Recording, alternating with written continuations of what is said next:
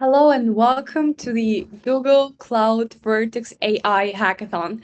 We are extremely happy to start. First of all, we saw huge interest from our community and people in the AI community global that wants to build with Google Cloud models, and we already have over 4,500 people registered, which is a huge number for the hackathon that will be online for 3 days. And today we have a kickoff stream for the hackathon to give you all the necessary information you need to know to get started and succeed in the hackathon, and also to guide you through Google Cloud AI models and how you can use them for your products. My name is Olesya Zinchenko, and I'm the event manager at lablab.ai. I'm the part of the team of organizers that are working on making this hackathon great and successful, and for you to be able to build your AI products with AI models. And let me guide through the agenda of whole event that will take 3 days. So you will know what is the main part for you to take part in, and you can plan already your weekends. So now we are on kickoff stream is the main stream where you will get all the necessary information. And in 10 minutes, we'll have introduction from Google Cloud. We have impressive people here that are technical specialists, that are success managers. I will introduce you to them like a bit further in the talk. So stay tuned to hear what actually possibilities you may have with Google Cloud. After, we will have a platform, technology, and challenge guide for you to know all the details of the hackathon. Then we will go to the Google intro of Google Cloud AI models, and Alex will show you a brief tutorial how to use Google Cloud AI for your projects and for idea you might have before the hackathon. After, we'll have really brief GitHub guide for very beginners, for those who are non-technical and just joined the hackathon, for you to know how to collaborate with team of developers. And after, we will start the information process. Right after the stream, you may go to our platform, to our Discord, and start looking for your new team members. And on Monday, on 10th of July, we will have submission deadline. This time you see adapted to the SET time zone to see what exactly deadline and all the sessions will be to your specific time zone. Please join the website event page, and there you will see all the time adapted to your web time zone, so it will be easier for you to track how much time is still left for you to complete your product. The second of all, I want to invite Pavel Chak, who is the co-founder of New Native and lablab.ai, to the talk today to tell more about possibilities you have here. And for those who are just joined the platform, that's a great opportunity to see what you basically can do this and what we are aimed for. And also, I will ask Pavel to introduce the further steps for the people from the hackathon they can take with their projects. Pavel, happy to have you here.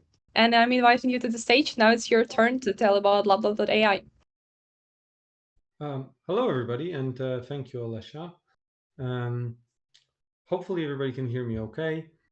First of all, I would love to thank our partners at Google, and I would love to thank everybody that was involved on the New Native side and Google side, because it was a real effort. We put this together in a very, very short time. But what we are seeing together is that the way we build and operate software has now drastically changed.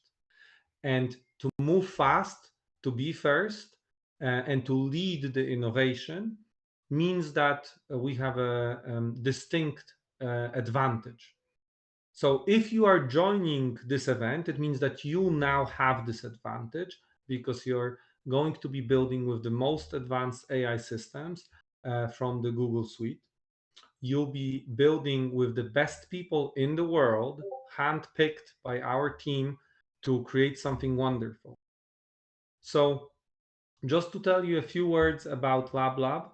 Lablab is a community of builders focused on creating most innovative AI solutions, building with the most advanced technologies.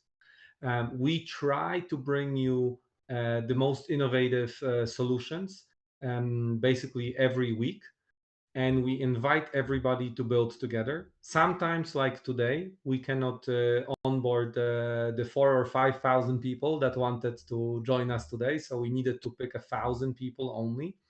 Sometimes we can enjoy and we can get access to like 8,000-10,000 people at one weekend. So hopefully very soon we will do that together, thanks to the great support we get from the Google team. I also wanted to say a few words about New Native, right? New Native is our parent organization. So together with Simon Olsen and Matthias Asberg, myself, we started a little bit over a year ago, and we built right now what we believe is an extremely advanced AI system that allows you to take prototypes from the idea, all the way from the idea, team matchmaking, finding the right partners and skills, and then all the way to MVP. And with this in mind, we are inviting everybody out of the 60,000 people on the platform to build MVPs with us and join the next stage of your journey to go to market. And effectively, we are inviting everybody to join our Slingshot project. So Slingshot is designed to take prototypes into production capacity and then go to market capacity.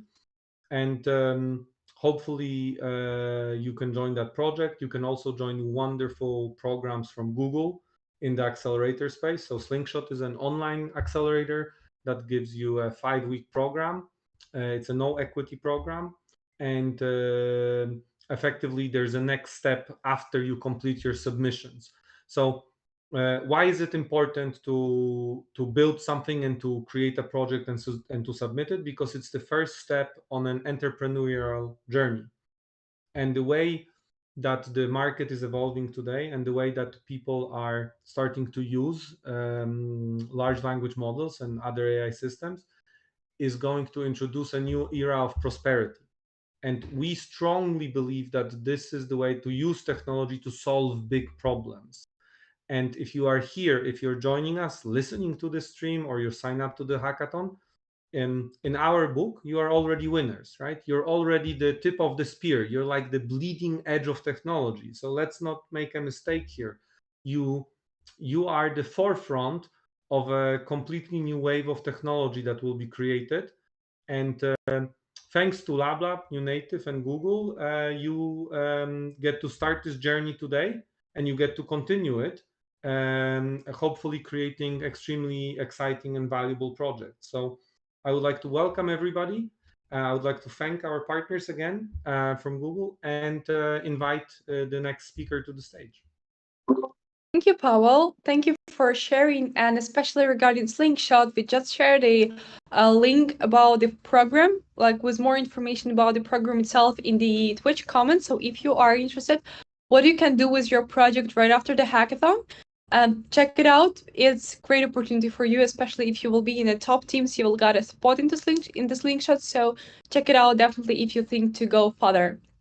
And now I wanted to invite to the stage our representatives from Google, partners that was working with us over this time to organize this hackathon, which we are really grateful for this. So we have Ksenia, which is technical specialist at Google, and for us, she is a business development manager, business developer in AI space. And also we have Katarina, and she is the startup success manager. So please onboard us in Google, what possibilities we have with Google Cloud and how it can be beneficial to hackathon participants. The stage is yours now. Thank you very much, Alicia. Can we make sure that we see our slides we've brought them with us? Fantastic. So Katarina will start just in a moment. So because I'm watching the stream, Yeah, now I see myself quite large. Awesome, awesome. So it's happening. Just give us a few moments. If you go to the very first slide, that would be fantastic. In the stream, yeah, maybe. Yeah, okay, awesome. So I think we arrived. Our job is to kick you off and to inspire you. So we'll do our best. The more technical part is coming. So let's progress on the next one. And who is going to be talking to you today is Katarina. Just in a moment, she will tell you what is happening with startups, but also Alex, who is our machine learning specialist, and myself, who has wear two hats in this case, that many Googlers are wearing two hats. I'm helping our accelerators in the north of Europe to develop their relationship with Google, to make sure that all the resources and the knowledge is being shared to scale up our efforts. But in my daily job, I'm also a specialist working with data and machine learning within Google Cloud. Let's go to the next one.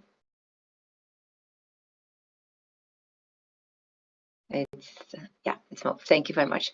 So we are all in the middle of the revolution. I think nobody rejected statements. What is very interesting is if you go to the next slide, Katarina, the speed, this one, the speed of progression is actually changing. So it had been thousands of years, nothing was happening. And then when we had some information technology, it was around about 100 years from the electricity. And now we're talking about tens of years where incredible technology is being introduced.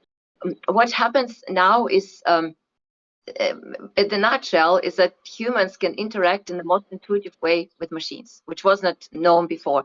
And it happens throughout the space. And think about, from my perspective, think about your parents, yeah, and ask them maybe, or even your grandparents, what if what they are intuitively using now had been science fiction for them back then when they were your age?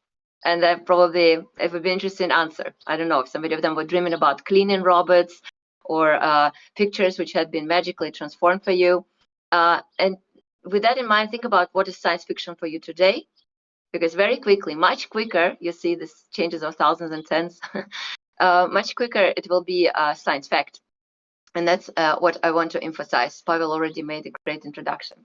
So on the next slide, if it's moving, awesome. I want to show you that Google had been following along this innovation all the way through all the last decades.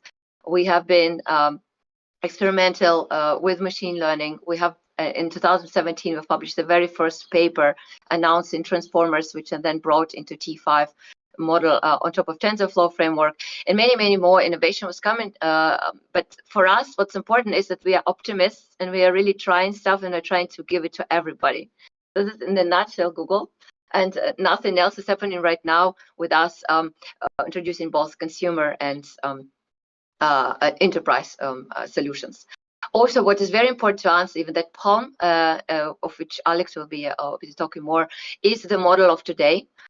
We do not think that there is one model to rule them all. We think that it's better to purpose the model to the task and also provide the size of the model which is necessary to the task so that you can work, for example, on the edge device, and the performance is not being impacted by the size of the model. I hope all of you are familiar with large language models and the concept. Otherwise, also Alex will give more insights of that. So for us, it's really looking into the use case, looking into the problem which needs to be solved, but still connecting it to the innovation following in the last decades. So let's go to the next slide. Before we talk about solutions, I just want to say what is really important and why we are talking about Vertex today and not some consumer solutions. The needs of the consumers and the enterprises are very different. And if you're in a startup business or developing something on your own, experimenting, you always need to think on what side you're sitting. Google has a lot of consumer products. Think about photos, think about mail products for people to communicate, chat, meet, everything we give out to consumers, also hardware. And here the needs and asks are being met by the fact that Google is collecting the data while consumers are using our products, and this data is being then used to improve the product's quality. So that means that everything you are using as a consumer basically fuels up the innovation at Google front. But this is not always the case for the enterprises, especially if you are in the B2B space or have some very, very special idea which will make your company a unicorn. You're quite protective on the data and insights you're generating. So for enterprises, fundamentally, it's really important that Intel stays inside of the organization. And also, whatever you are building with generative AI solutions, you can connect to the rest of the processes. For example, connect it to the databases and analytics repositories. You are able to predict the revenues. You can also analyze if you talk about summarization case, for example, you can analyze sensitive information, some of your environmental reporting or earnings reports, something what should not hit the public. And this is what consumer products cannot give you. So if you go to the next slide, we have had the answer for everybody. We have come with 2 ideas, stay on the consumer side, and that's pretty much comparable to what you have heard from the ChatGPT front. So we have also our chat solution with BART, which is being powered by Palm 2 at the moment, and the Maker Suite, which sits on top of it. And again, for developer experimentation, there is a possibility to build application around integrations being constantly developed. But then think about it the way that it's a consumer product, so everything you do eventually becomes maybe part of the product which future users are consuming. But on the enterprises side, we integrated all of the generative AI offering into our AI platform, which is called Vertex AI. And it natively integrates with all of the data repositories, all of the identity. This is actually, by the way, how you access the tools for the identity solutions within Google Cloud Platform. And most importantly, it sits on top of the infrastructure. Google is not only building the services, but we also have an appropriate infrastructure which had been purposed for machine learning tasks. If you heard about TPUs, that's what I'm talking about. There are also many other ways to accelerate modern training. And we have been working on integration here. On top of the infrastructure, we have some accelerated services, which consist of the Model Garden, which is a mix of models which have been created by Google, but also open source models which you can train from scratch, and also ability to integrate the models into the processes within the generative AI studio. And these are exactly 2 things which we wanted to try. So you are not building something just to play around, you're building enterprise-ready solution, and you're able to experiment with the models we have created, particularly Palm, purpose for text, for chat, and for code in this case. On the next slide, the last thing I wanted to mention is what actually can you do? Generative AI offerings, they are revolutionizing every space. That means that already now, if you are able to convert text over to code, you are accelerating developers' productivity by not needing to write the code or easily explaining the code or proposing the test of the code you have written. These are some examples. If I go in the direction of text to image, you are able to, in a very quick prompt, create the images, and then in the intuitive interfaces, change the images or tune the model actually to meet the quality of the images, make the images meet the quality of the company branding and company content creation standards. Same applies to the language. If we are summarizing the text, if we're exporting the information, or generating product descriptions, for example, or creating personalized landing pages, all of that could be used out of the box and tuned in case there are special requirements needed to be met by the industry. The cases which are less developed at the moment is audio, music, and video, but believe me, they are being fueled by the same model, and we are just very, very short of entering the space where everybody can use it. At the moment, you can just create as a custom solution on top of the Vertex AI. Last, what I wanted to mention is there are large players already working with us. I don't know if you're familiar with GitLab. There would be a rival of GitHub, which is fully hosted on Google Cloud Platform. So all of the development of the platform had happened on Google Cloud.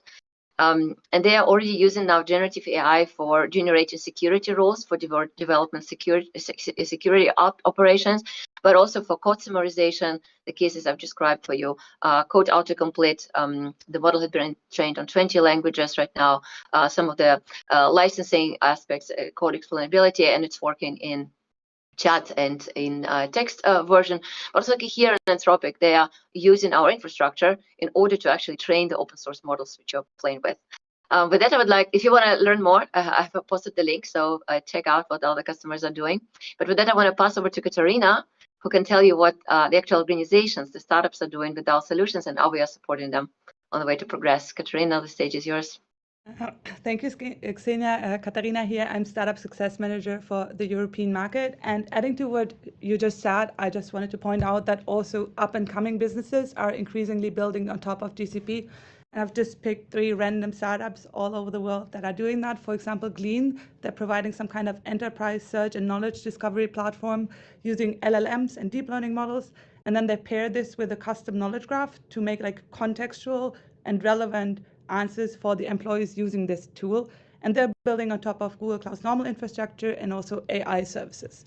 Then we have a marketing tech company that's called Eli.io. They're providing a SaaS platform where you can create videos, like educational videos or marketing videos, just using text, and then you essentially put words into the mouth of a digital avatar, and they're using Google's Vertex AI language and conversational platform. And then finally, biotech is a huge focus area for us. Cradle is based out of the Netherlands, and they essentially help biologists design improved proteins using predictive algorithms and AI design suggestions. And they essentially use our infrastructure, including GKE and compute engine to train and run their models. But they're also supported by us in the framework of the Google for Startups Cloud program, which is our way to support startups on their way to scale. And essentially, we have different programs depending on which stage you're in. If you're just getting started, if you're bootstrapped and self-funded, we have the Start program for you, where you get $2,000 in US credits over 2 years. You'll get access to technical resources such as live trainings and our on-demand training platform. And you'll also have access to a global startup community and a range of events. Additionally, there's some kind of workspace discounts and also Maps platform credits. And that's essentially setting the baseline. As soon as you raise funding, you have access to our scale tier, which is you're eligible from pre-seed to Series A, or if you've received some kind of common Web3 funding. And you'll receive 100,000 credits for the first year, and then another 20% discount on all Google Cloud services for the second year. You'll further get 12,000 US dollar worth of enhanced support credits, so you can sign up for enhanced support for free for the first year. But our technical support doesn't stop there. As part of this program, beyond the training platform and the live trainings, you'll also have access to a dedicated team of customer engineers that can support you in one-to-one workshops. And you'll get a startup success manager, such as myself, to support you along the way. Since this is an AI hackathon today, I want to draw particular attention to our new AI First program, where you get up to 250,000 credits for the first year and access to our AI expert team to support your startup on the way. If you're interested, you can scan the QR code you see on the slide, or you can visit cloud.google.com/startup or reach out to me via LinkedIn. And finally, happy hacking. But I wanted to also mention that we have launched an AI accelerator that is a 10-week equity-free program. You can sign up for that via the Google Cloud for Startups page.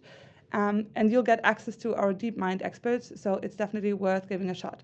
And with that, happy hacking, and I'll hand it back over to the moderator. Thanks a lot, and thanks for the presentation first of all, but for the possibility of like giving people these accesses and giving people the possibility to build with Google Cloud models over the hackathon. For that, really great thank you. And we saw the interest, and you may see how it's important actually for people to have the possibility to build with the latest AI model and basically found the next startups on the hackathon. Let's move on then to the challenge. And I want to introduce to you the challenge of this hackathon, which is to build an MVP of your product, what will be powered by Google Cloud AI models that will be listed a bit further. And we don't limit you in terms of any problem statement. We don't limit you in terms of the field you need to pick. So you're completely open to pick the format and the field of problem and the solution you want to solve. But still, your project needs to meet some criteria. So in the end of the hackathon, you have to submit your fully ready demo of your product. We would say ready to play. So it's possible for us to go and test this project as a users. After that, you have to submit your video pitch and live demo, then the presentation of the project and a GitHub repository, private or public, whatever you prefer. So we can also go and check how complex was your solution. In case you are submitting private GitHub repository, we might ask you to give us accesses to some mentors that will be checking the technical solution itself, or how fair it was during the hackathon. So where you started maybe before the hackathon, or maybe you missed some rules, or was it maybe copy paste of some product. So if we have any doubts, we might ask you to give the accesses for this project, for this repository to mentors. That's basically about the challenge, and let me move on to the technology itself, which is probably the most exciting part of the stream. So basically, I will not stop on the technology myself. I have a speaker to invite to talk about Google Cloud Vertex AI models and the accesses. But before I will give word to Mikołaj, I have to say regarding the accesses.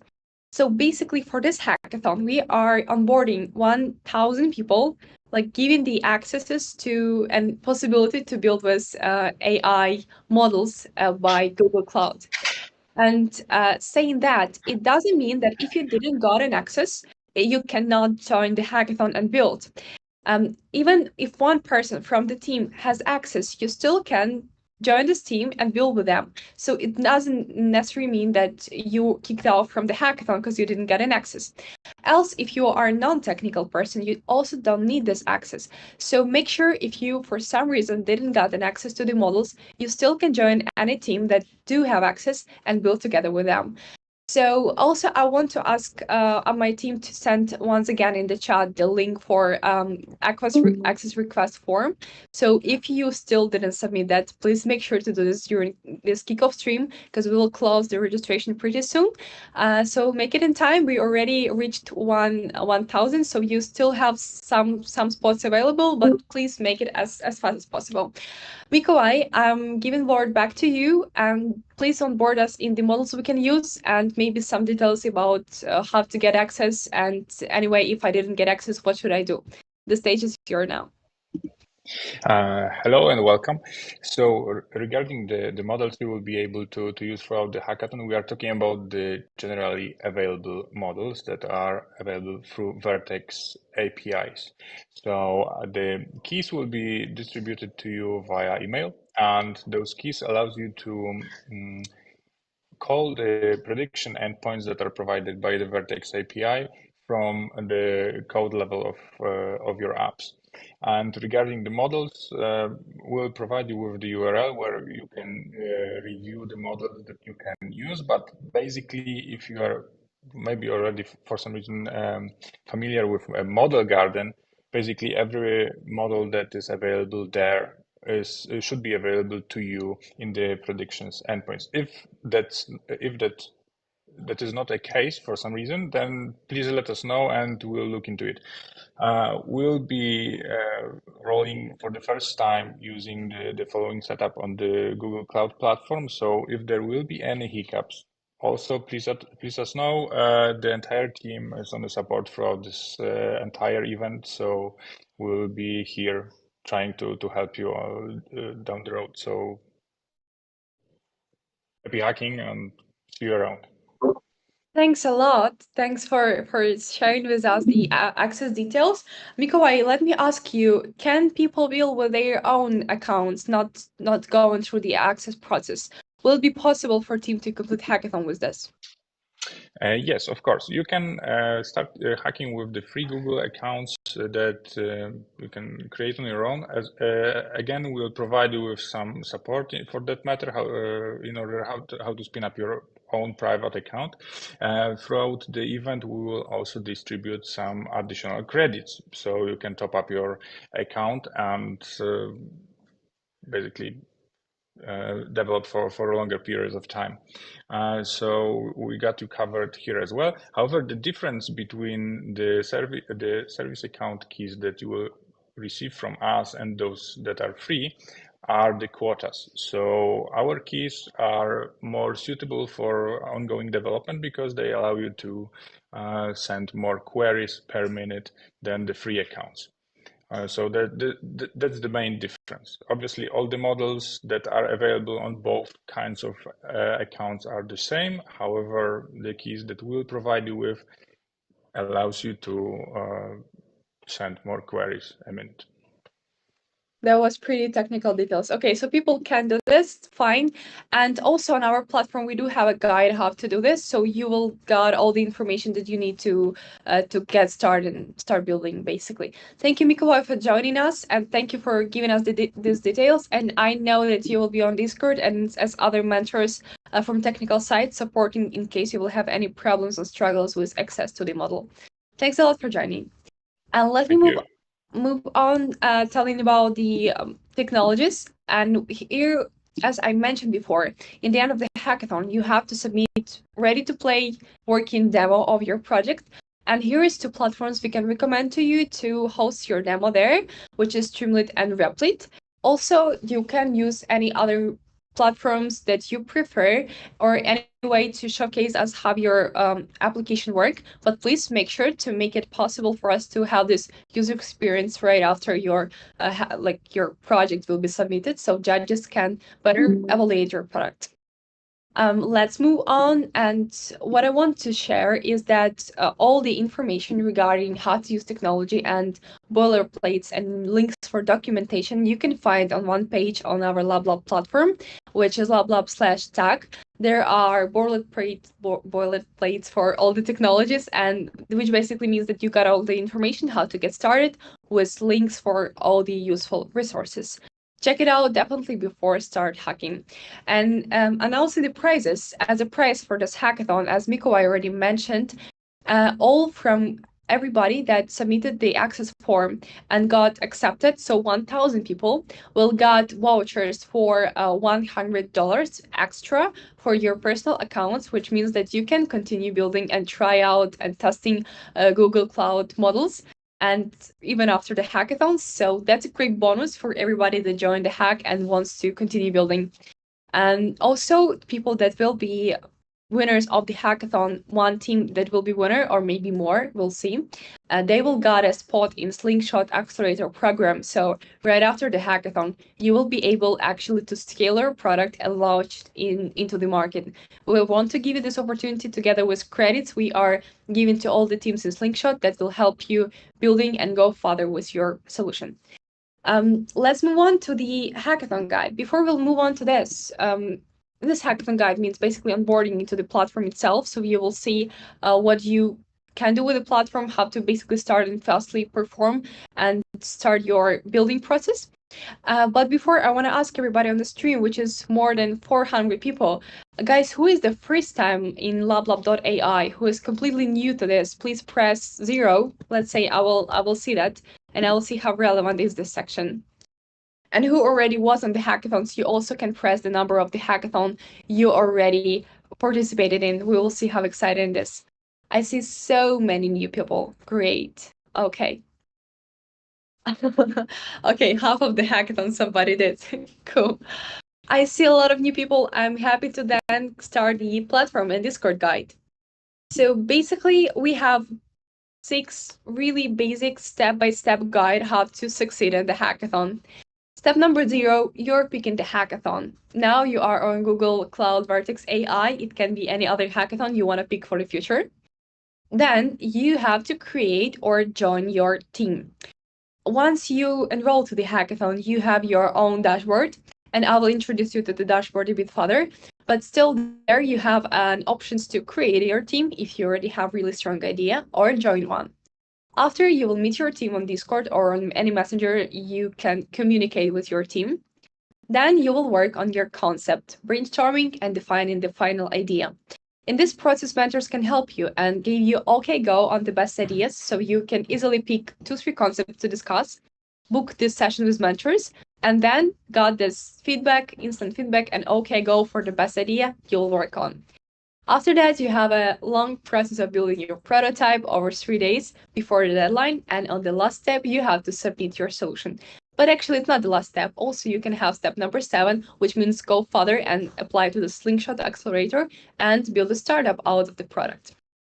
Let's move further to every step in the detail, so you will know how to do everything step by step if you are completely new to the platform. So first of all, please make sure to fill out your profile properly, which means add a description, add a useful links, add link to your portfolio, add some relevant experience in tech, mention technologies you worked with. It will help a lot, especially in the information process, because people who are looking for team members are curious about your experience more than about your, let's say, passion in AI or maybe idea you have. Because if team already have strong idea, they really want a good professional to join the team. And it really be extremely useful for them to know what your background is and do they want actually to have you in your team and are you a good match. So please make sure to take some time and fill out your profile. Also, make sure to connect your Discord because it will help you a lot with further integrations and also communicate with our community and your potential team members.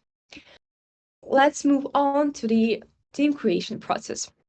So with a hackathon, you have always two options. First is create your own team. This you can do in way you want to work solo or if you have really strong idea you want to work with. You may have a team from 1, which means solo, to 6 members. So on your dashboard, you have a button to create a team. You will click it and then you can explain your idea, give a name to the team, maybe upload the cover. So people will know more what's your expectation to the team members that might want to join the team. And then you can start your member selection process in case you want to have more than 1 member in your team. In case you want to join some existing team, you can scroll down and see the list of all the teams that are looking for members. In order to find the right person, you have to find a team that have this red looking for members mark. Then you can go there and submit your request to join that team. After you can and you should basically have some channel to communicate with your team members. And we offer one of the options, which is Discord channel. We really encourage you to create a Discord channel if you have more than 2 team members, even in order to ease the communication with mentors. Because if you have any private questions you want to talk to mentors, we really don't want to move it to the DM messages, but we want to keep it into your own Discord, team Discord server, I would say voice channel. And there it will be very easy to communicate with us because we will have everything in one server. Let's move on to the calling for help and how to communicate with mentors. Here you have also 2 ways. Way number 1 is using calling for help button on your team page. After you click this button, mentors will see that your team needs help and they will get a link for your voice channel. So in case you're pressing this button, you need to be aware that you need to wait for mentors in your team voice channel, and mentor will jump on easily and help you with any questions you might have. Else, you can use Tech Mentor on our Discord for technical business questions, any other struggles you may have. Feel free to use a specific hackathon channel. Use Tech Mentor and describe your problem. In this case, our mentors from both sides, business and technical, will see what's your request and who is the best person to answer it. Also, we have a great, I would say, announcement here and demo for this hackathon. We just launched a pretty new but really, really useful for all the hackathon participants bot that can help you with any questions you may have. Also, he will ask you a lot of questions, so he will help you to fill out your profile and make sure that you will succeed on this hackathon. To access to this bot, you have specific modes on your dashboard. You have a classic mode that will allow you to have all the information regarding the hackathon written by text, but also you have AI mode, which will help you to chat with both and get all the questions he might have still regarding your profile or your participation. And also you can ask him if you have any questions regarding team formation, ideation, how to find tutorials, how to get started or get access to Google Cloud model. Test the bot and tell us what do you think about it, and we are happy to improve it. What else? I want to introduce you to our Discord. There you have really a lot of channels that can be extremely useful for you, and our mentors are there to help you with everything you might have in mind. You might have maybe problems with, or you just want to have a nice chat and discuss your idea. So the main channels you need to pay attention to is questions section, where you have I need help, frequently asked questions, and programming questions. Use this channel in case you want some specific types of questions or issues. Then you have specific this hackathon channels, which is looking for a team, and general channel of the hackathon, which means that there you can discuss any questions you have. And in looking for a team, you can present your team, say about your idea, which kind of people you are looking for. Else, you can also tell about your experience, your background, and which teams you wanted to take part in this hackathon. Feel free to do that, and you can find a really good match there in this chat. And moving on, I will introduce you to the evaluation criteria we will use to evaluate your product after the hackathon will be finished and the submissions will be made. We have four main criteria we are using to rate your project. First of all is what you have built. It's basically the demo of your product and how complex it is from technical perspective. Then we have the business value. I would say how well you thought about your business plan of your product. Can it be really useful for users? Did you thought about the users once you will building the product? Also, maybe about the revenue model potentially, how fast your project can get to the revenue stream and how fast it can get to the market. That's the second one. The third one is the presentation style. So how well you will present your product, how good the presentation will be. So basically, how easy it will for us to understand what your project is about. And the fourth one, and also really important, is originality. How original is your project and how much competition you have in the market and how well you are understand of this competition. So please make sure to think about all these perspectives to make your product really successful. And I hope to see you on the winner stream if you will match all these criteria. Let's move on to the presentation, I would say, plan and some maybe guide you into how the presentation of the project will look like. Before I will move further, I know that's a lot of information for the first time, but I want to ask my team also to share with you in the chat link for YouTube video with the hackathon guide. There you can watch it again and again if you will need some help. Also, you can reach out to us and ask any questions you may have regarding the flow of submission and also any steps of the hackathon performance. We are happy to help you with that. So basically, when it comes to your presentation, please make sure that the high quality video with a good sound, so it will be easier for us to check. And also, after you can use it as a sales pitch or investor pitch of your project. Also, make sure to make it no longer than 5 minutes, which is the basic length of the sales pitch. I would say a startup pitch, and then don't try to make it too fast in case you got video a bit longer. That's still fine, but please let's not impact let's try to don't make the video look worse or sound worse just in case you wanted to make it up to 5 minutes. So yeah, more about this you can find in the videos, and also you can find the submission guide that also will be shared now in the chat, where I explain in more details how your submission should look like and what you should include into your submission. So it should be in the chat now, but also it will be doubled in the email and also in our Discord, so you will have all this information. No worries about that. Well, and now I'm finishing with the guide. I hope it was helpful for you. I wanted to go through the questions in the Twitch chat. Maybe I missed something. Okay, there is a question about the link to the chat. If you are talking about AI chatbot that are on our website, you will find it on your dashboard. So once you're on the event page, you have your dashboard button. You will click there and you will find this chat. But if you are talking about Discord, Hanin will share again with you link for our Discord and you will find the chat there. All right, let me move on. And now I have impressive speaker to invite to the stage to guide you more into the Google Cloud Vertex AI models. And probably we'll have a brief tutorial on how to use this model. So after the speech, you will definitely be ready to perform and win this hackathon. Alex, happy to have you here today. Alex is a technical specialist at Google Cloud. He is more focused on AI and machine learning, and we're extremely proud to have you today with us. So please, the stage is yours, and in case you have anything to share with us, do this right now. And also, I will be your Twitch advocate, if you don't mind. If we have any questions in the chat, I will be addressing it to you after the talk, okay? Oh, Fine. yeah, hi. Does everyone hear me? Yeah, we do hear you and we see your presentation. And you see my presentation. Perfect, perfect.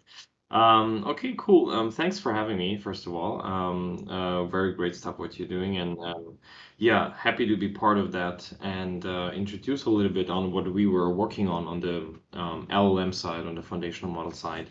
So I would like to start with my colleague Xenia already gave a bit of an intro. I would like to start again with the kind of foundation models that we have on the platform that you can expect from us. So we have Palm for text, we have Palm for chat, like another text model that is optimized for multi-turn conversations. And there is also embeddings, yeah, to create embeddings for text and images. And then you have also something to generate images, so text to image, for example, something for audio, and then code for code generation. I actually just noticed that I think the Cody for code generation actually that is not up to date because that just recently, I think last week, went into GA as well. So we have now Palm for text in GA, we have the embeddings in GA, and we should also have Cody for code generation, code completion, and so on in GA. So a lot of different modalities that are supported from our side. And what I would like to do next is just give a quick overview on the stack. What is the platform? What kind of services and APIs can you expect on the platform? And then I will quickly go through the main foundation models and go into the console to directly show you how to interact. So to the platform, how it's built, I have this high level overview, let's say. So we have underneath this ML platform, which is Vertex AI. This is our end-to-end machine learning platform. So you can really start from feature engineering over model creation to low latency deployment, monitoring, and so on. A lot of ML ops tooling as well. But what we did now over the last months is we built on top those generative AI capabilities. So you will have, or you will find there, a generative AI studio that makes it easy for you to interact with those models. You can do prompt design or prompt engineering. For more advanced use cases, you will able to go in to tune models as well. And then you have also tooling like the Model Garden. So Model Garden is actually also an interesting way to start and explore, because that will have a lot of different types of models for you to filter for and to look through, to get information of the models, and then start interacting with that model. So that's a bit of the overview. Yeah, actually, I'm most of it I actually said already. I have dedicated slides actually specifically for some of the Gen AI related parts. Like again, Model Garden, very interesting way to start exploring. Maybe just to emphasize, it's of course you will find our Google Foundation models there, but you will also find open source models. You will find third-party models. I think right now there are at least like 80 new models that we have there, including open source, and that will of course continue to increase. And from there, you can actually also start customizing, working with it, opening it in a notebook, starting tuning and so on. The Generative AI Studio is essentially, it's a simple UI that helps you to do prompt designing and prompt engineering. That's a big topic, of course, nowadays, to make the foundational model produce what you're looking for, right? That it helps them if you can express it in a certain way, or also maybe give examples and so on. You've maybe heard about like few shot prompting, where you give examples and where you can then also give like some guidance, like some task description or some instruction what the model should be doing. That's something that you can then easily do in the UI, and then you can also, whatever you do there, you can kind of save those prompts, you can share it and so on, and then you can get also the code version of that. But I will show that in a second also directly in the platform. Regarding the models, especially the ones that are, I think that you're gonna use probably over the next few days, that will be for sure Palm for text. So text generating foundation model. You can use it for different use cases, for classification, for sentiment analysis, entity extraction, and you have it. So a lot of different ways on making use of that. Of course, you could also kind of tune that, but I think that's maybe more like for very, very advanced topics. I think you can already achieve a lot if you just think about proper prompt designing and engineering, giving examples, giving context into your prompts, and so on. We have embeddings API for text, so essentially extracting semantic information from data, turning it into like a vector, essentially numbers that get placed into like a vector space, and then you kind of have the semantic encoded in that space, in the distance between those vectors. That's definitely a big thing, especially even more so now with generative AI. Again, you can use it for many sorts of things, for recommendation engines, ad targeting, image classification. And then what is like now, what it's pretty much used, or what it's used for a lot, is for what we call the retrieval augmented generation. So basically you can, instead of, as I just mentioned before, you can give context when you prompt a foundation model, because there's of course a limitation on what context you can, or how much context you can give, because the models, they usually have a maximum input token that you can give in.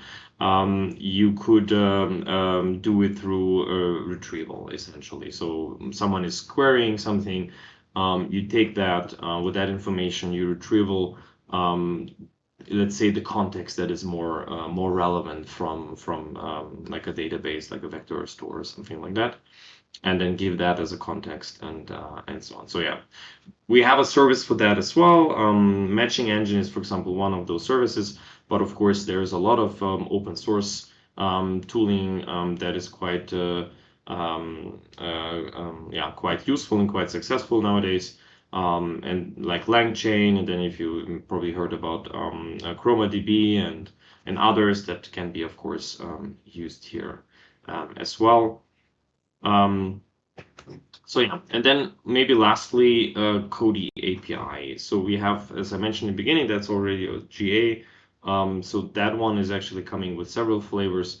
You can use it for code completion, code generation, but also for multi-tune code chatbot. So basically imagine kind of like a pair programmer or a helper that you can, in text and code, go through a problem, brainstorm, and so on. So yeah, text to code essentially, that can assist and help, and yeah, can also be fine-tuned on a specific code base, but I think maybe that's again a very advanced. Not sure if that's going to be relevant for that weekend. Let me just jump quickly into the console. So let me find my video again. I need to quickly reshare and find a different. So before I go directly into kind of code level and notebooks and so on, I want you to help a little bit to navigate through the Vertex platform, the Vertex AI platform. So if you get into your console, and then if you navigate to Vertex AI, this is essentially, and I will quickly extend that a little bit. This is essentially what you will find.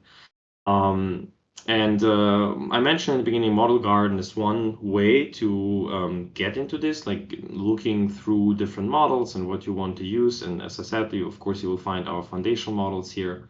And if you show it all, you can actually see all the different foundation models. So also third-party models, open source models, and so on. You can search for something specific, and then you can also use this filter on modalities and tasks.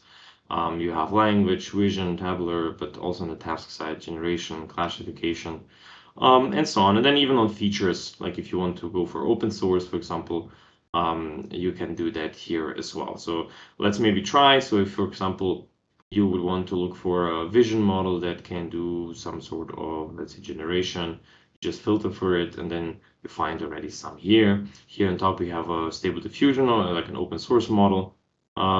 If you click into that, You will then get a bunch of information about the model, what is behind it. Maybe there's a paper behind it. How was it trained? Some details, use cases. You can find information about how to use it, documentation, and then if you would run it, what kind of pricing could you expect here?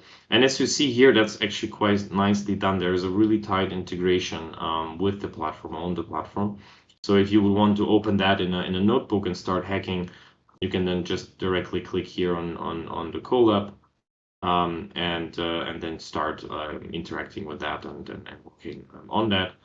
Or you, if you would want to just deploy it as it is, you can then also, with a few simple steps, start a deployment process. So if you give it a name, you will then get into the next menu where you have, I think, three different parameters or parameter clusters, let's say, that you need to fill out, a bit about an endpoint and so on, to have it up and running very, very fast. With just a couple of clicks, you can do that here already. So that is one way, as I said, like to get started. Or what you can also do is you can just go into the generative AI studio. That's what I also quickly introduced. So it's essentially a UI to, again, help you get started, experiment a little bit, without the need to do it on a code level. Of course, you can do that as well. Let's see yeah, let's try and see how that looks like if you would want to do it through the UI. So if we go into, for example, the language part, you can see already again a bunch of clicks to get directly into the product, into the prompt design UI. But you can then also go for some examples. So there are some examples that are provided from our side, again based on the task, let's say, or what you're looking for. Here's, for example, for chat, what kind of prompts can you do in a chat interface? You have something for summarization, for classification, and so on. You will also see this kind of ad here, like this label, free form or structured. So there are essentially two flavors on that prompt design UI. Free form is really you have an input box, do whatever you want with that, and you have an output box. But the structured one is it separates a little bit the context and maybe the examples that you want to give from the actual prompt, what you're asking. So it gives you a way to get a little bit more structure into that. So yeah, either you go for some of those ideas, the examples that we offer, or you just go directly and start prompting. So let's maybe try, let's see, maybe we can try some text prompting.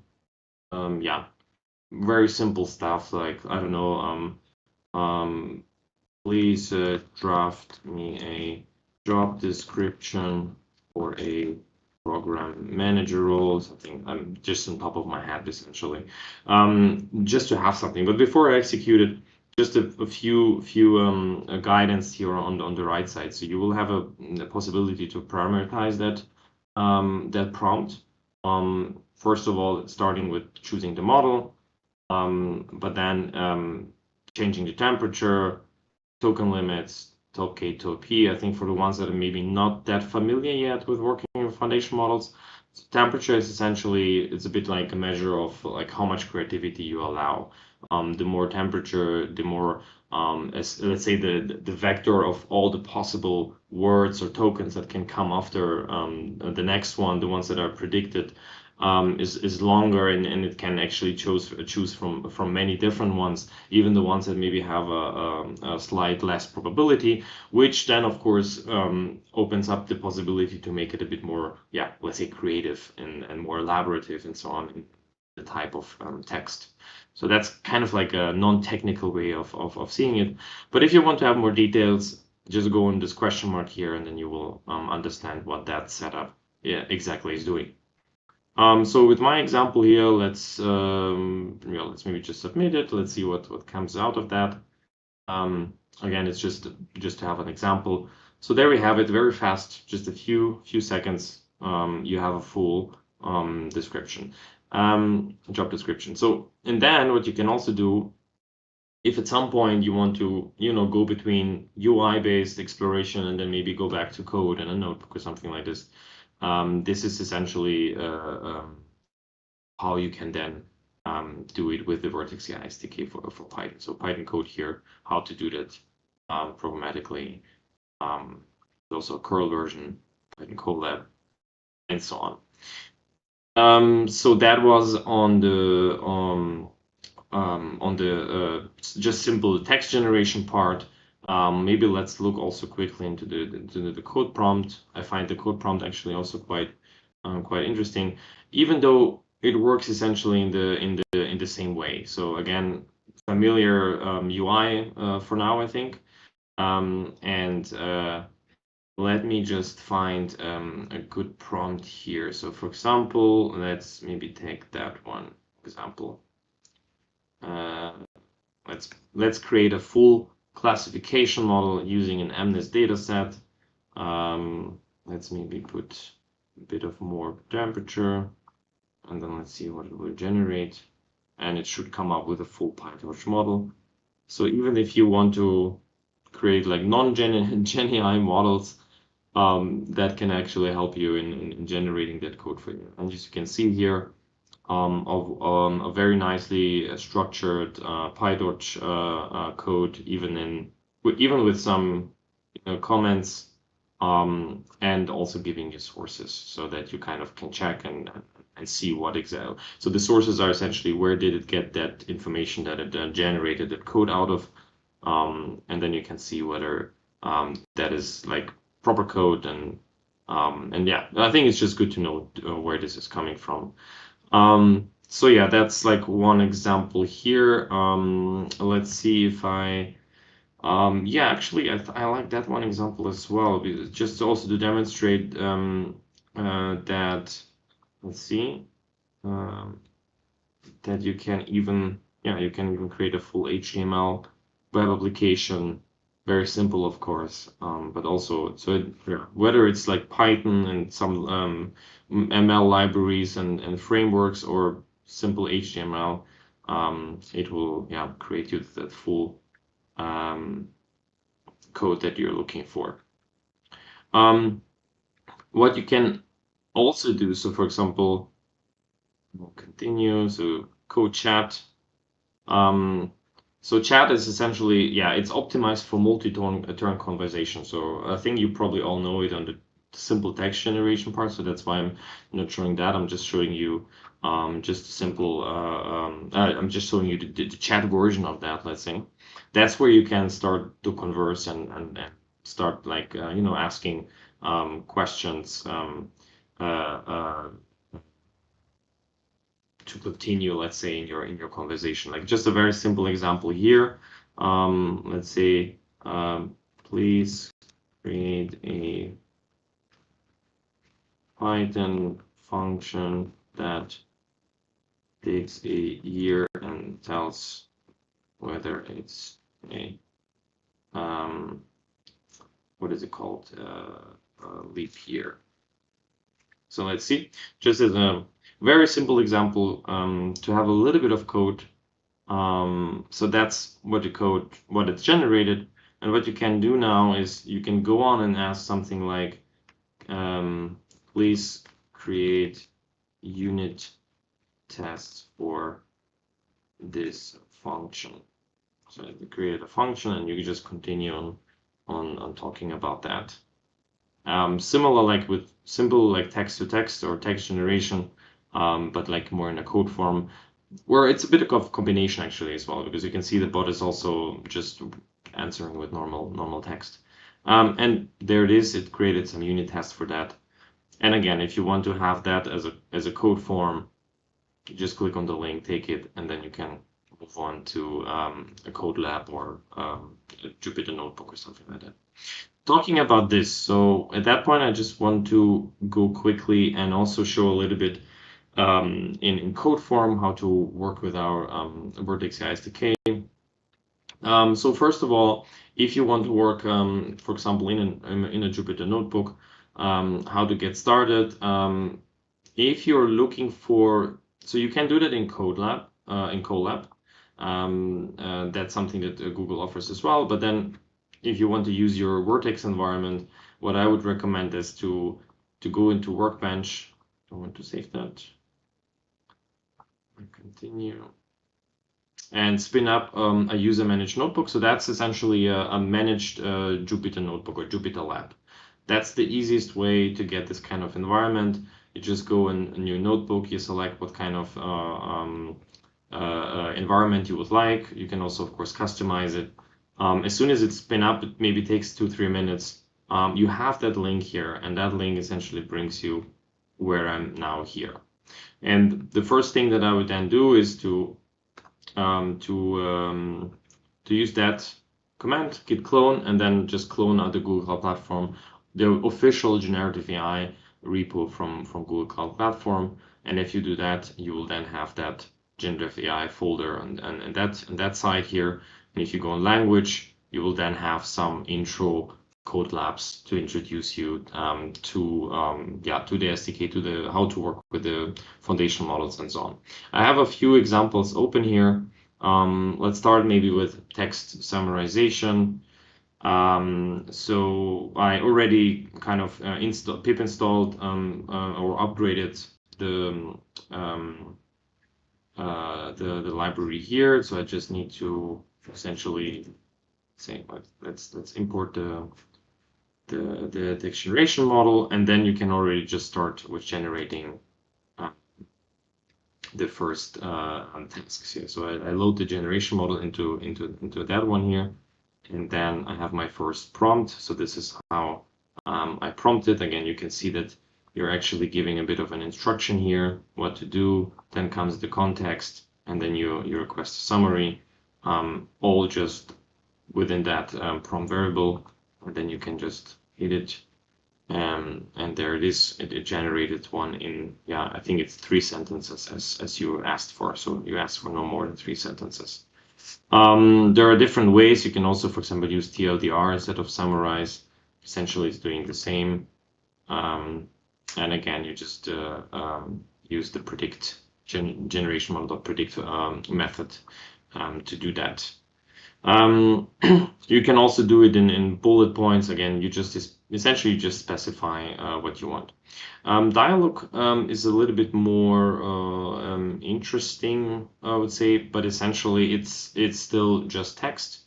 And here you can actually see how it's not just summarizing the conversation, but it can actually also extract things specific or kind of recognize specific things like to-dos in this case. And if we run that, it will then again give a little summarization plus specify the to-dos that you are asking for to get out of that conversation. Very handy, of course, if you would want to build something that summarizes a conversation, extract the to-dos out of that conversation, so that everyone at the end of the meeting knows what's going on, right?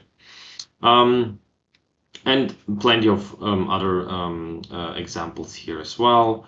Maybe let's look a little bit into text extraction. Similar here as well.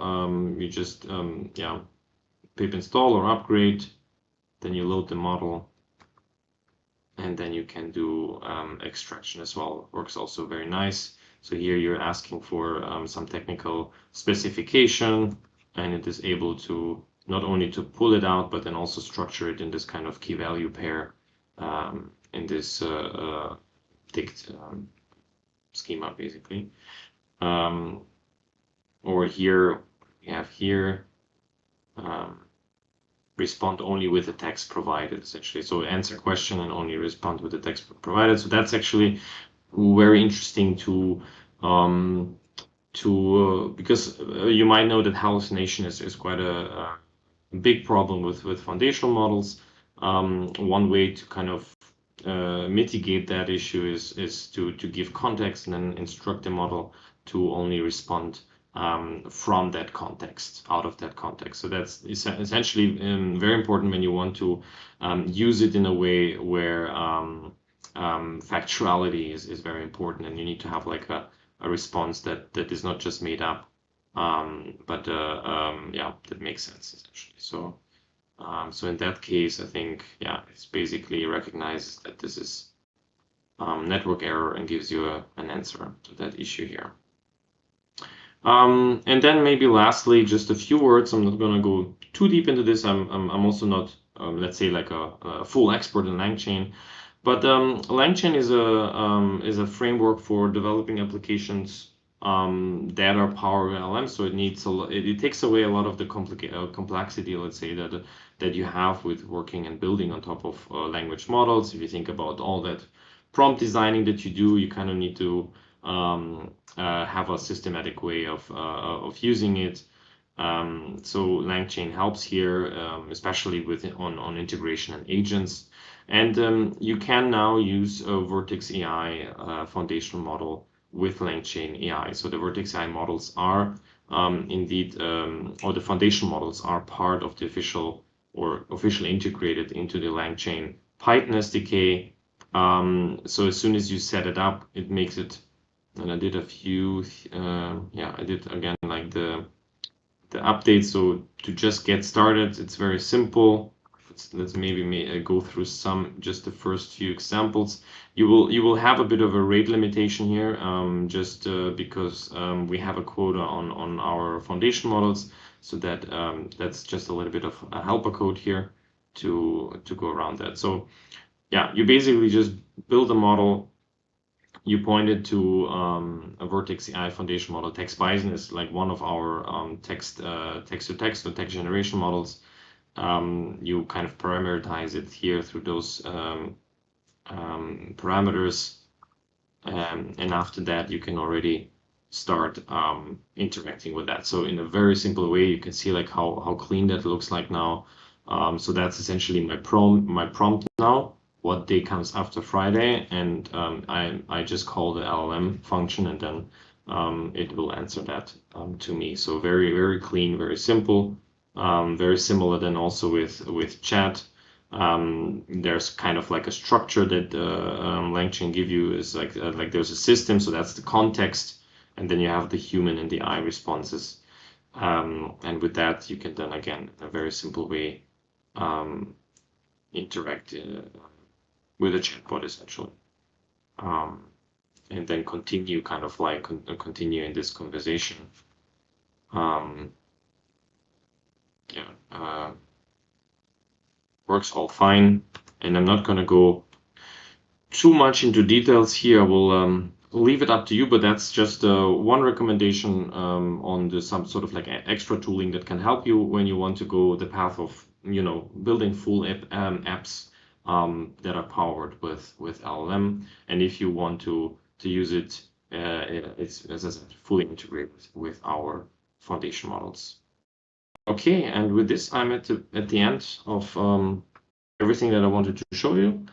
I hope that it was helpful to get started, and yeah, I wish everyone a lot of success, and let the creativity flow and come up with some cool applications, and really looking forward to what people will build over the weekend.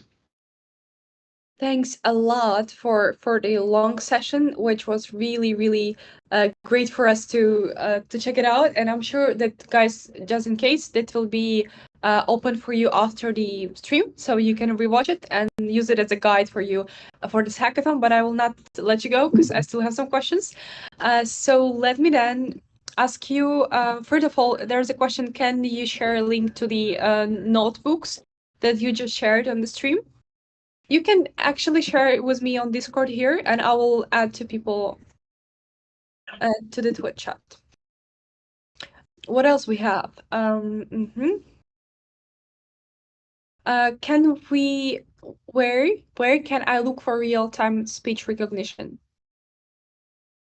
Sorry, what was the real-time speech recognition? Yeah, where can I look for real-time speech recognition? This was the question from participant. So I think the chirp model can actually do that quite well. So that's like a speech to text. So basically transcribing speech. I think that was the question, right? Like having like very fast transcription of speech. Guide through the model, so chop model. That's the one. Yeah, What? Chair Paul. I think it's in preview. I think it should be accessible, but yeah. If not, so we have also, so that's the foundation model weight on doing that. It can do it really well, I think, across 100 languages, so it's pretty powerful. But we also have the speech to text API. So we have also pre-trained ML APIs on the platform. You will find it. That can be just used out of the box, pre-trained APIs. It's called speech to text. Just look for that. That can actually do that very well as well. It's not like a foundation model, but it's okay. Yeah, you could almost say like classical way how you've done it before, but it still works really fine. And is the GA is accessible and so on.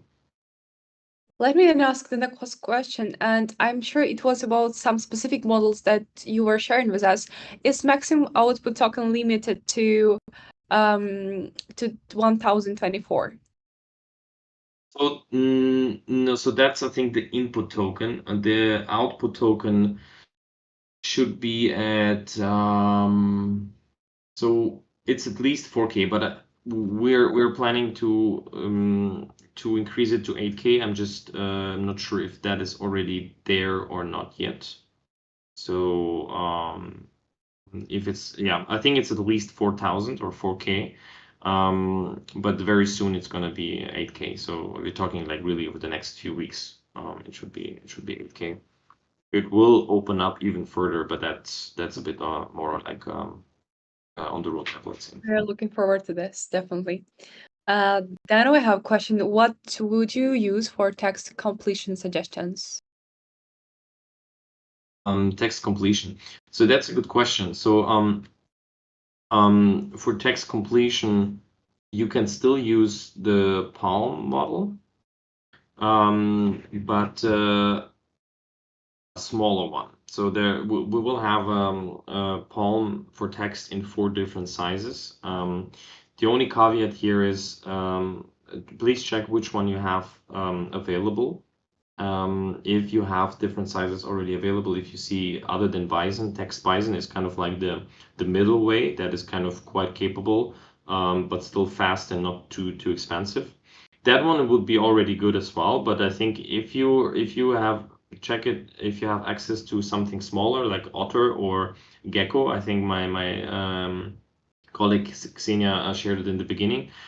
We have like this sizes of models encoded by animal. So the bigger the animal, the bigger the model, but also the more the slower it is, the more expensive, and the smaller the model it is, the faster and so on. So for text completion, you need something like in code completion as well, something that is super fast, so low latency. So that the best one would be the Gecko one, or I think the Gecko would be actually the best. If it's not there available, I would maybe now build and experiment with Bison, and then as soon as it's available, switch over to the Gecko. Then it will be, I think quality wise, it shouldn't be much less, but it will be for sure faster. Thanks for this. And it's going like project model matching session now because people are asking about different use cases and which model will be the best for this. Let me ask the last one, and I guess you can describe it by your own, but also feel free to use our mentors for this. So what's the best model for describing an image? So our Imagen foundation model, so that's the one that is doing image generation. It can also describe, you can get captions out of it. It can describe pictures, it can describe what kind of shapes and forms it see in the pictures and so on.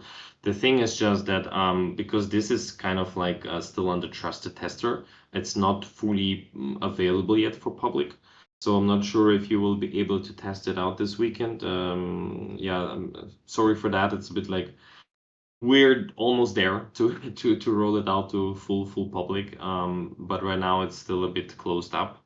But yeah, from our side it would be Imagen. If you want to, so that is again, this is just the foundation model from Google. But if you still would want to build something for image captioning, then maybe check out some of the open source models on the Model Garden. So I think I showed like Stable Diffusion there.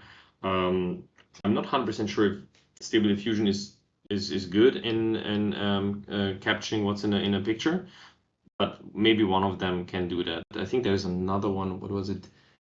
Something with B. There's another open source one that I've seen in the Model Garden that is actually specifically trained for explaining what's in a picture. Yeah, I'm actually I've seen that one. So go maybe for open source until we have ours like fully rolled out.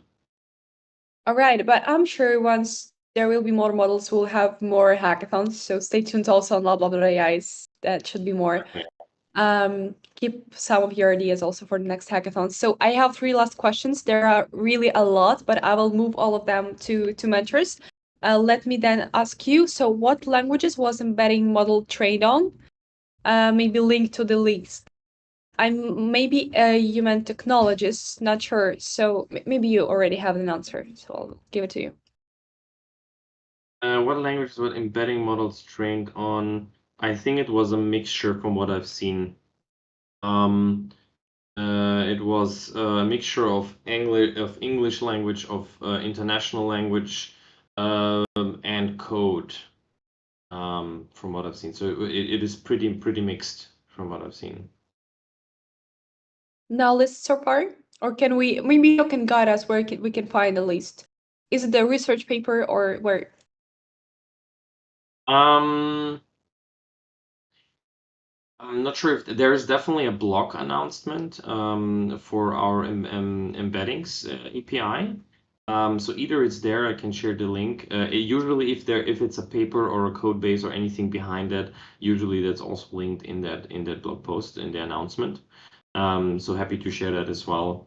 Yeah.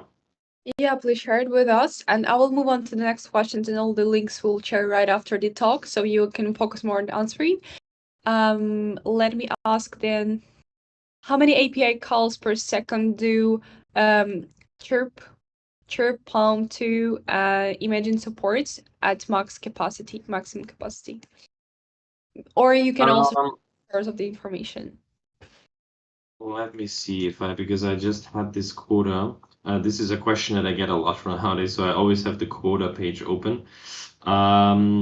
So yeah, so I cannot really tell because this is still not fully public, Chirp, as far as I know, because it's not in our public documentation. So I cannot really tell how much it will be as soon as it's public.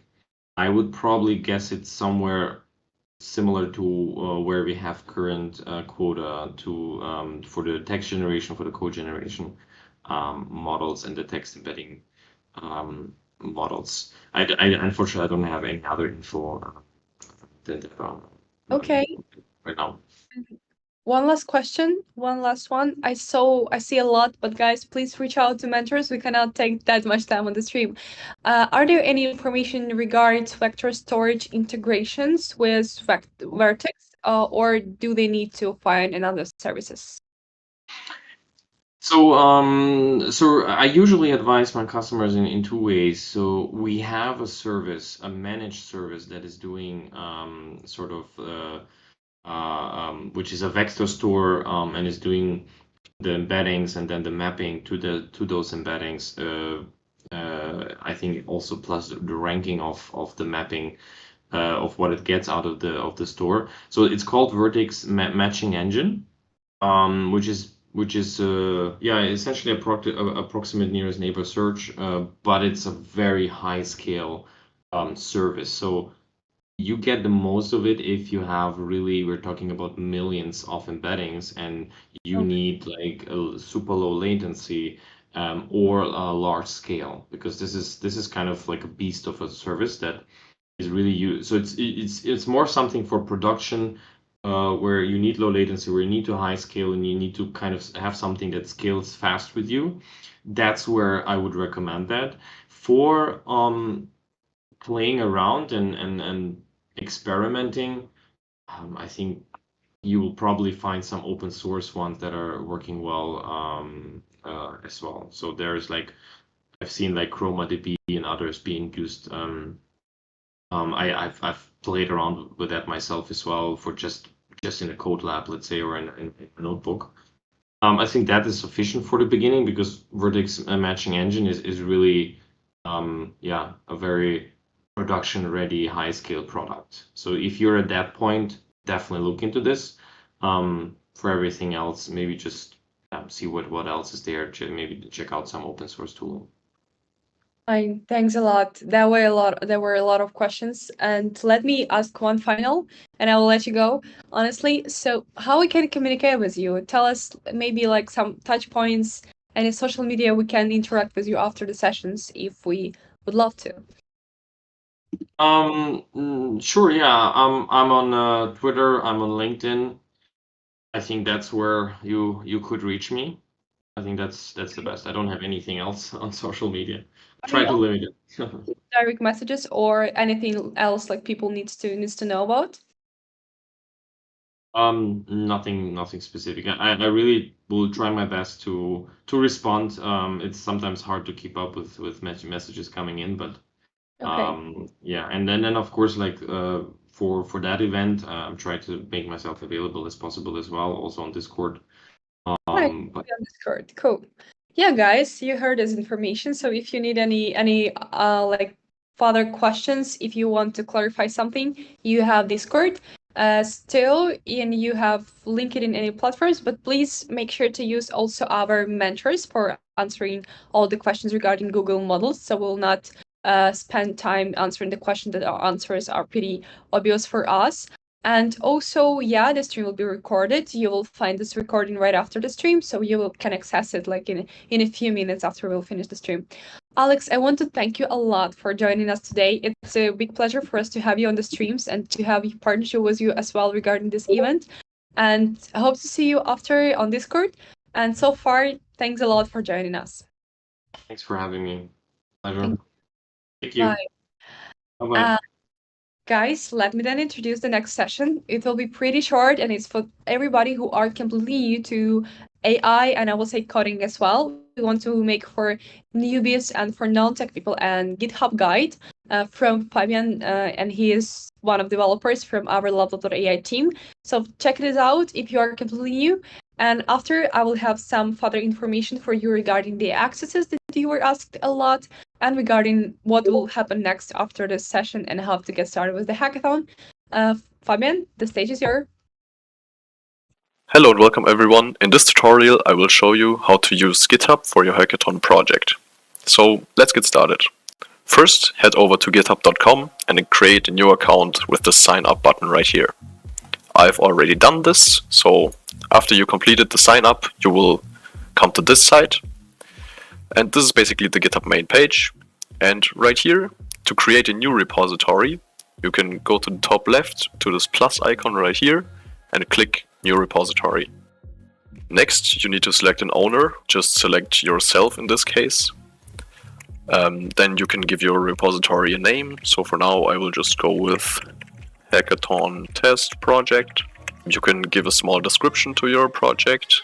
You can decide whether you want your repository to be public, so visible to everyone, or private. Private means that it's just visible to you and collaborators you add. You can add a README file, so tell people what your repository actually is. You can add a git ignore file to ignore files that should not be uploaded to our version control. I will go over these a little bit later, so for now we will just click create a repository. And as a next step, I want to show you how you can actually add collaborators to your project, because most of the time you will be working in a small team. So you can just go over to the settings, then on the left side collaborators, and then down here just add people. Then you can enter a username, full name or email. For now I will just take someone from the lablab development team. So I will click him and add him to the repository. We can see right here that the invite is pending, so he will receive an email and also a GitHub notification that he got invited to this repository. Okay, so next let's look at git ignore files. I've created here on the right side a small sample project. with just one Python file and one env file. So this right here is an example for an API key that you don't want to be publicly available on GitHub in your repository. So let's exclude this env file from our version control. To do this, we will create a new file that's called gitignore.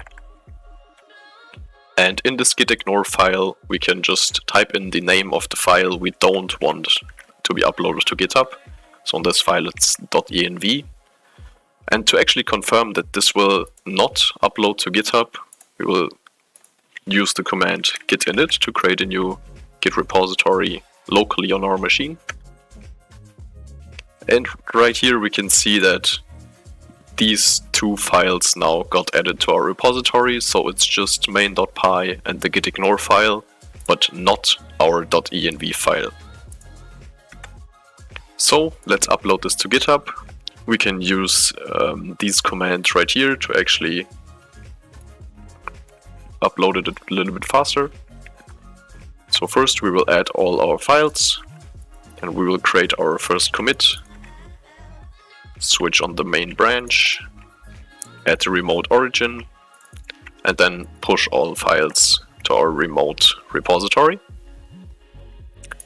Let's refresh our GitHub right here. And now you can see that we have both of these files right here, and our .env file is excluded from our Git repository. Okay, so next let's look at how to actually host your project so people can see it all around the world.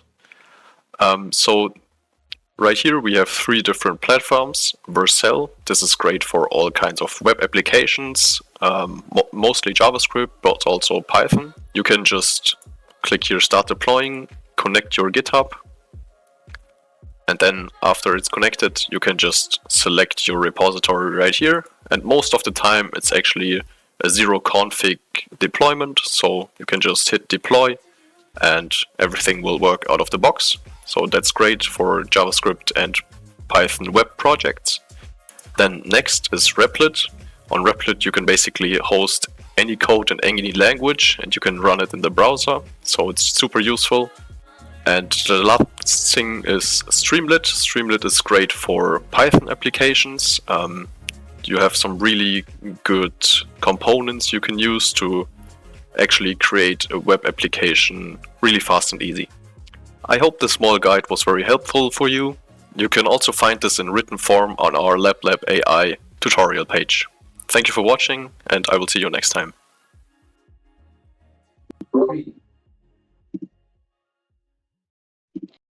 Well, welcome back. Welcome back and thank you for watching. I hope it were useful for everybody that were new to this, like to coding ads in general. I want to finalize the stream right now, and before I will moving on to the final words to give you some inspiration before you will start, I want to clarify accesses to the Google Cloud model. So first of all, the form will be open till the end of the until the end of the stream itself. So you still have 5, 7, 8 minutes to fill out the form, and after we need to close it and pick people that will got an access. If you to know that did you got an access or not, you will know it after 9 p.m. CET time. So it will be around, let me check, so hour and a half. And after that, you will know did you got access or not, and you will got it via email, and also will notify you on Discord. That's something that you need to know, but also if you didn't get an access, it doesn't mean that you cannot join the hackathon. At least one person in the team needs to get an access to Google Cloud Vertex AI models, and then you will be able to build, because you can use one account to extract and use these models, but you still can join other teams and people that do have this access if you didn't get one. If you're a business person, you also not necessarily need to have the access to Google Cloud models. You can easily join the team of developers that already have it. Feel free to do that. And also, it's not restricted for you to use your private account, so you don't need to wait for the access itself. but it's only in case you want to go with the basic models, because our access will give you more capacity, faster responses, better technologies. So that's something that you really need for your project. But just in case you will not get access, or you will just want to test it out, you can use your private account, and instantly you will get some free credits once you're creating the new one. Well, now we are starting the information process. So not the perfect time for you to go to our Discord. Make sure you connected it to your profile. Check out people that are looking for a team, create your team, find the team members, collaborate, discuss your ideas with people. Please take your time now. You have only 3 days of the hackathon, so you should be pretty fast in matching the team members and starting thinking about an idea. Also, you have channels that might be extremely useful for you. You see them now on the presentation, which is Google Cloud Vertex AI Hackathon channel, general one, and team looking for a team thread. Also, you have I Need Help channel in case of any issues with the website or any other questions you may have. And you have Tech Mentor you can use in those channels. And explaining your issue, you will get instant help from our mentors. They are working really hard to give you all the information you need and to make sure that you will succeed at this hackathon. Well, guys, that's the end of the stream. I wish you great success on your hackathon journey. Make sure to chase mentors in case you need any help. Check out our tutorials and have a great hacking.